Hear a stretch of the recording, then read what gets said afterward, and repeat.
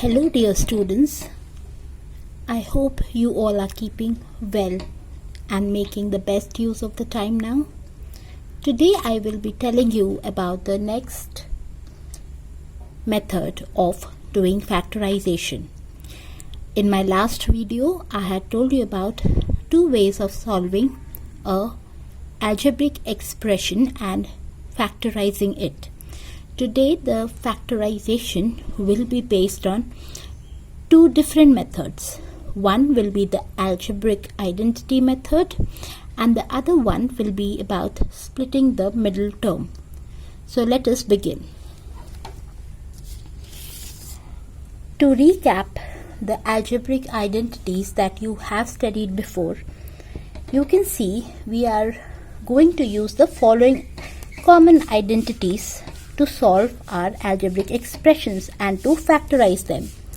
Like a plus b whole square, you know that it gives us a square plus 2ab plus b square. A minus b square gives us a square minus 2ab plus b square. So the difference between these two is that there is a plus here and there is a minus in this. And one more identity is commonly seen while we are solving the questions on factorization, that is a square minus b square. So whenever you have any question based on this kind of a setup, then you can break it up into a minus b into a plus b. So let us start by solving a few simple questions first. As you can see, factorize using the algebraic identities. You can see the question here, that is 36p square minus 60p q plus 25q square. So you can see both of them are in the form of square. So if I solve it, this is square of which number? This is 6p whole square, isn't it? And then let us first do this so that then I can derive the middle number easily. 25p square is the square of 5q. So when I open this, I'll get 25q square. When I open this, I'll get. Now you know that there is a minus here, so we should have a minus 2.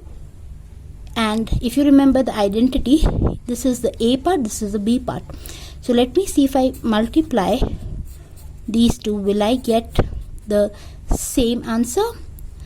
Minus 2 into 6 will give you minus 12p into 5, that is minus 60pq. So I have broken this up into this form, and this is actually based on this identity, that is a square minus 2ab plus b square. So this is 6p minus 5q into 6p minus 5q. Now let us see what is the next question. X square plus x plus 1 by 4. So again we can use our identities and solve this question. This is the square of x, and let us do the last one. It is the square of 1 by 2. So if I square 1 by 2, I'll get 1 into 1 is 1 and 2 into 2 is 4. So in the middle we have 2 into the first term, so here that is 1x and here it is half. So what will happen? It will break and then again we'll get this. So this I'm just showing you, and this will become 1 by x plus 1 by 2 into x plus 1 by 2. So this becomes the factorized form of the given questions. Next, a few more questions so that you can understand how it is working. Suppose it is 16x square minus 144. So in this, which one we will be using, as there are two terms, a square minus b square, that is a plus b into a minus b. So let us try that. This is the square of 4x whole square will give me 16x square, and this is 1 by 12 whole square. So I can write it as 4x minus 1 by 12 into 4x plus 1 by 12. So this is my answer. Then here you can see here it is x to the power 3. so I cannot write the square obviously. So here in both the terms you can see that x is common. So first let us take the x out. So it will become x square minus 225. This we have already discussed in our first exercise of factorization. Now I can break this x square minus 25 using this same identity, that is a square minus b square. So that becomes a square minus 5 square. So when I open, this x is there, x minus 5 into x plus 5.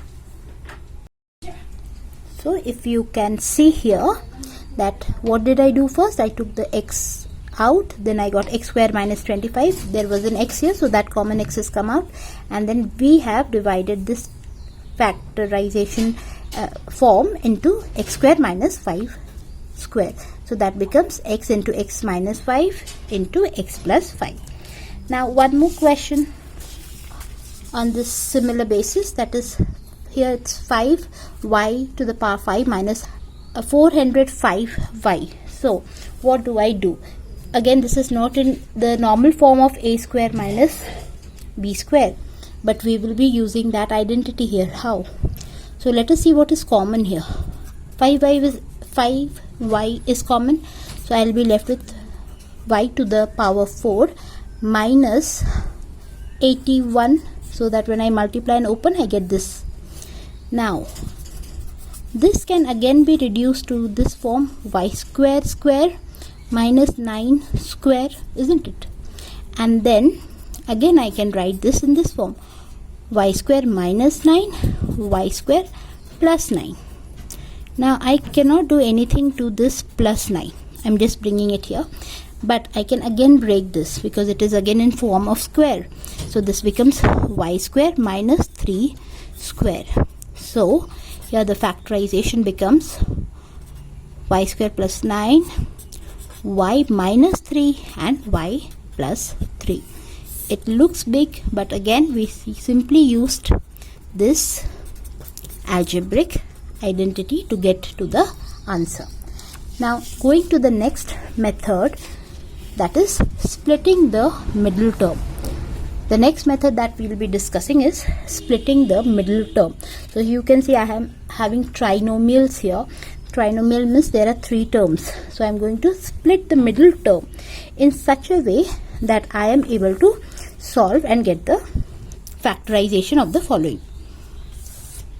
So let us see, here the middle term is minus 9. So I have to break it into 2 terms so that when I add them up I get a minus 9, but when I multiply I get a 20. Now why 20? Because here 20 is there and here there is no coefficient, that means it is 1. So 1 into 20, so that's 20. So when I split the middle term, I split it in such a way that I add and get this answer, and when I multiply I get the coefficient of these 2 numbers. So here this is already 20 and here it is 1. So I am going to break this middle term. Let us see what are the different ways of breaking it. I can break it to 3 into 3, but when I add them I get a 6, and when I multiply them I don't get a 20. Now 9 into 1, 4 into 5, when I add them I get a 9, and when I multiply them I get a 20, which is something very similar to this what I want. So I can write x square, it is minus, so I can't write 4x plus 5x. I have to write minus 4x minus 5x, because when I add them I'll get minus 9, and when I multiply minus 4 into minus 5 I'll get plus 20. So I just split this middle term and write everything as it is. Now we can apply a normal factorization method of grouping. So here x minus 4 becomes common, here minus 5 is common in them, so x minus 4, y minus again here because minus into minus will give me a plus. So what do I see common? X minus 4, and here this term is x minus 5. So this becomes my factorized answer. One more question with the same trinomial. Here we are having 10. So I have to break 10 in such a form that when I add the 2 terms I get 10, but when I multiply I get 24. So 5 into 2 is that, not giving me 24. and also the addition of this is not giving me 10. So then is 6 into 4. So 6 plus 4 will give me 10, and 6 into 4 will give me 24. So this looks like a promising term. I can use it here. So that is z square plus, because already it is a plus sign, nothing to worry. We'll just put the terms 4x plus 6x plus 24. Again, just group them. Z plus 4 plus 6 is common, so x plus 4. So that when I open, I get these terms. So again, I have got, sorry, this is z, these all are z, and so z plus 6 is one term and z plus 4 is the other term. Then we move to a little more complex type of sum. Now let us take a little more complex trinomials and see how can we solve them. Like in this, we have the question 14x square minus 23x plus 8. So we need to break 23 in two forms so that we can add them up to minus 23 and multiply and get 14 into 8. Remember, not just 8, 14 into 8. Here I have a coefficient. In my previous two questions, I did not have any coefficient here. So first let us find what is 14 into 8. It is 112. So I need to break I need to get 112 by breaking 23 in two parts. So one more thing that you can easily do is you can just do the prime factorization of 112. In that way, you can easily try out the different combination of numbers which will give me the number 23. By adding and by multiplying, I can get 112.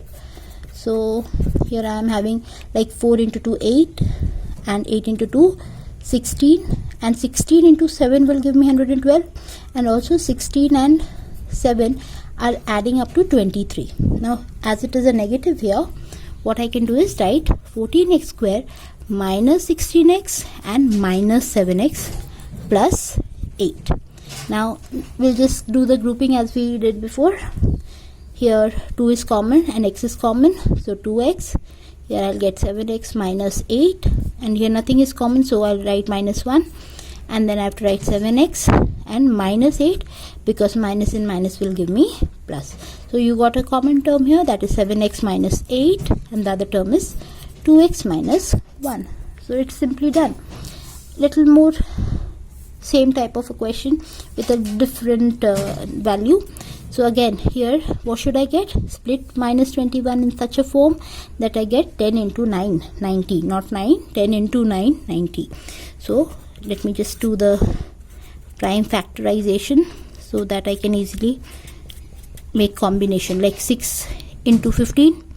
Yeah, 6 into 15 can add up to 21 and also multiply and give me 90. So again, negative is there, so I just write this as it is and use a negative symbol this time. 15 pq minus 6 pq. So when I add them, I get minus 21 pq, and when I multiply, I get 90 p square q square. So that is 9 as it is. So again, take out the common. Here I can get 5 pq common. So I have a 2 pq left inside minus 3 left inside. Here I can get minus 3 common. So I'll be left with 2 pq minus 3 again.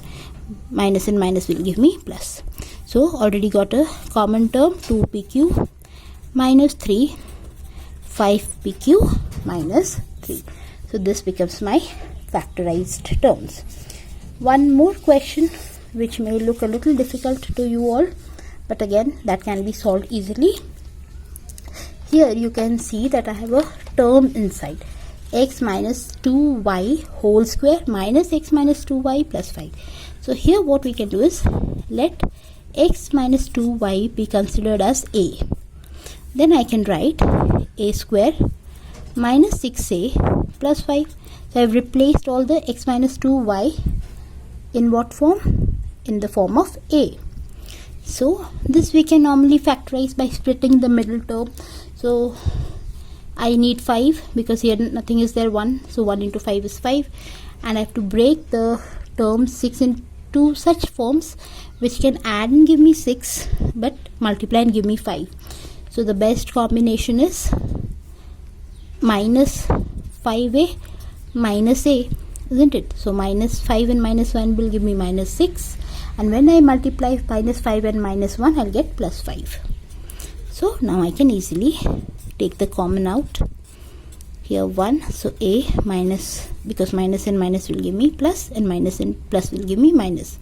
So you got the term a minus 5, a minus 1. So using the simple concept, now this lastly, this is not the answer because a is not there in the question. So I can replace this a with the term. So that becomes x minus 2y minus 5, x minus 2y minus 1. So this becomes my final answer. I am very sure now you will be able to solve more questions using this 2 method, that is the algebraic identities and by the splitting of the middle term. I'll be very happy if you like and comment and give your valuable feedback so that I can make more videos for you and I will be more encouraged with your likes. Thank you.